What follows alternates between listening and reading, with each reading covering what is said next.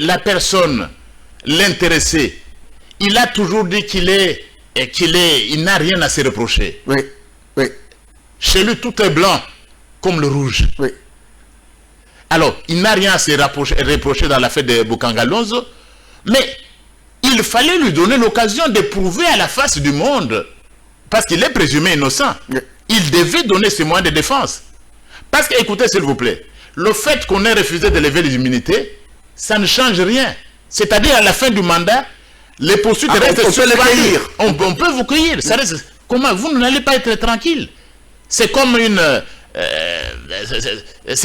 épée sur votre tête. Vous ne pouvez pas. Il ne faut même pas se réjouir. Je crois que le Sénat devait suivre l'exemple de l'Assemblée nationale. Et parce que nous avons... Là, on voyait un échec. Mais il faut aussi comprendre, le Sénat ne représente les provinces. Nous représentons la nation et le peuple congolais. Okay. Lorsque dans l'affaire de Boukangalonzo, des personnes sont encore présumées innocentes, mais 22 millions de dollars, 30 millions de dollars ont été dépensés juste pour payer les engrais chimiques. Vous vous imaginez? Juste pour les engrais chimiques. 22 millions de dollars juste pour payer les engrais chimiques. Et puis pour payer ces engrais chimiques, il y a des sociétés qui doivent acheter. Mais l'argent atterrit à la présidence. Est-ce que c'est la présidence qui paye les engrais chimiques? L'argent pour payer les engrais chimiques. Ça, ce sont les éléments du dossier. L'argent, c'est ce qu'on a vu dans la presse. Oui.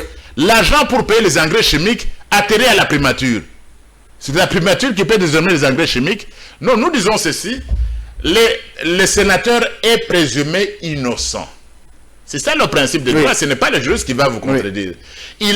Il a dit dans toutes les langues. Il a parlé dans toutes les langues. Oui. Il s'est exprimé dans tous les médias qu'il n'a rien à se reprocher. Il a même écourté son séjour à Conakry où il était rentré au pays. Si moi j'étais à sa place, j'allais comparaître sans même attendre.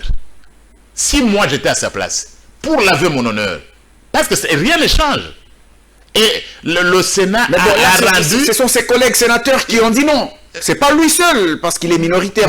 Mais nous avons... Ce sont ses collègues sénateurs qui se sont couverts. Nous avons à l'Assemblée nationale des députés qui ont comparu. Ah, ok. Parce que l'Assemblée nationale n'a rien à se reprocher. Nos collègues n'ont pas attendu. Nos collègues ont comparu, évidemment. Peut-être nos collègues, je ne sais pas encore ce qui va se passer. C'est possible que nos collègues acceptent d'eux-mêmes, parce qu'ils veulent laver leur honneur. Oui. Donc le Sénat a rendu un très mauvais service au sénateur. Parce qu'il devait se défendre. C'est quelqu'un c'était l'ancien Premier ministre. Il a des amitiés partout, il a un grand carnet d'adresses, il est connu dans le monde entier. Partout, on doit savoir qu'il est blanc.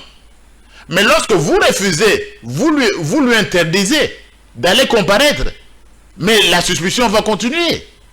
Il fallait lui donner l'occasion de se défendre. Et le Sénat, il ne faut pas se comporter comme une classe pour protéger. C'est une solidarité, une protection. C'est une solidarité négative, mais qui rappelle les anciens régimes.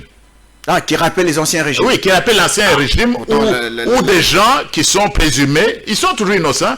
C'est comme une association des gens qui se soutiennent, mais vous n'allez pas vous soutenir même dans le mal. La majorité des sénateurs sont désormais dans l'Union sacrée de la nation. L'Union sacrée, c'est l'état des droits. Bon, mais quand même, quand on vient à l'Union sacrée, il faut apprendre. Que nous, l'Union sacrée, c'est l'état des droits. Ce n'est pas une blanchisserie.